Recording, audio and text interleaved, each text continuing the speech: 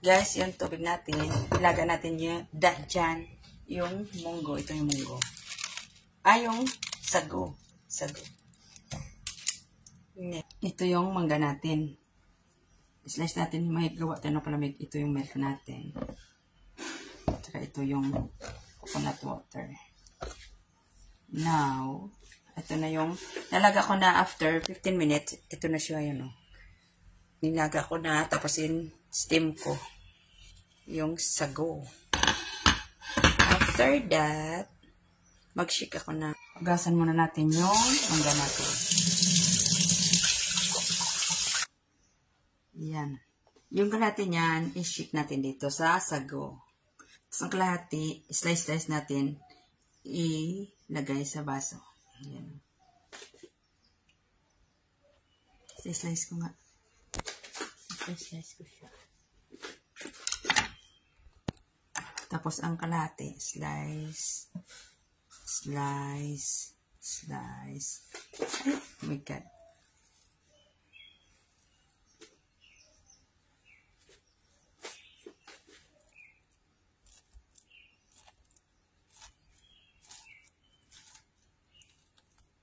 Ayan na ha. Tapos yung kalahati, i-shake. Yan. Lagay natin dyan. Tapos mag-ano tayo ng sago. Mainit-init pa yung sago. Lagay natin dyan. Mainit pa. Mainit pang sago. Yan.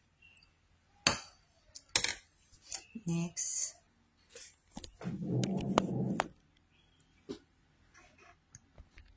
Lagay tayo ng gatas.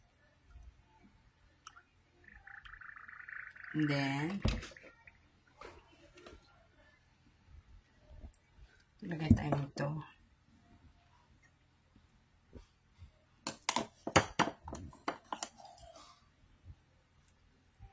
Wow! Ano lang yan?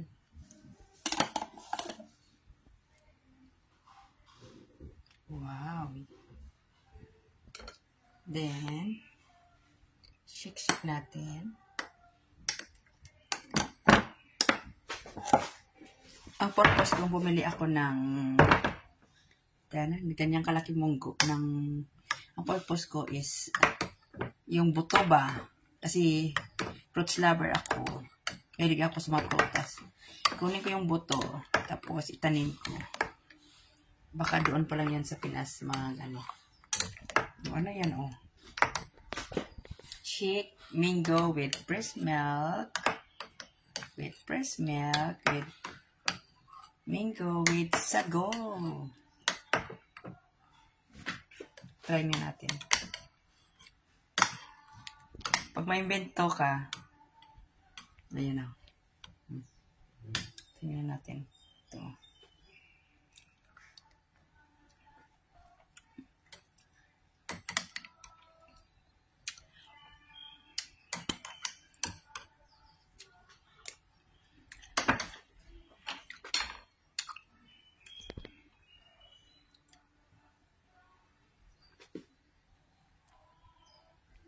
Ayan. Masarap guys, masarap.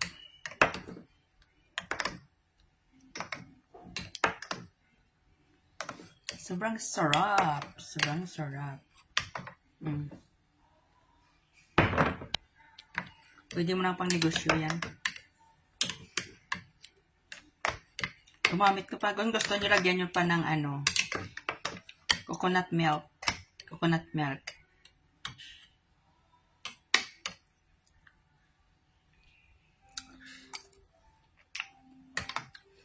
Or gusto nyo, lagyan nyo ng condensed. Okay din. Kung gusto nyo palamigin nyo, masarap palamigin. Ayan o.